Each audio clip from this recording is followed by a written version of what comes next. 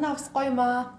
Манай шинэ офс чам таалагдж байна уу? Том цонхтой болохоор хот бүхэлдээ харагдаж байна. Нэрээ чамд гүйцэтгэх захирал болсонд баяр хүргэе. Ундаг байна шүү дээ. Яг л суглаан тодсон юм шиг гоё компанид болжээ. Баярлалаа.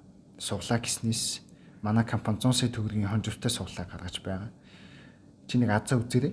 Тийм үү, ямар гоё юм. Танайхын суглаанаас хэдэн төгрөгийн орлого болохоор тооцож байгаа лээ. Бид 200 сая төгрөгийн орлого олохоос тооцсон. Харин суглаан татвар байдаг билүү? Үйл ажиллагааны орлогын төрөл, хонжуурт, суглааны орлогын татвар нь суглааны орлогоос хонжуурт олгосон мөнгө.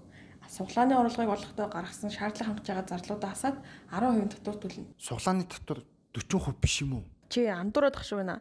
Тэр бол танай компани өөрөө суглаанд хожвол оногдуулдаг татварын хувь баггүй юу? Тэгвэл хонжуур олгож байгаа байгууллага 40%-ийг суудгаж аваад татвар руу шууд тушаадаг.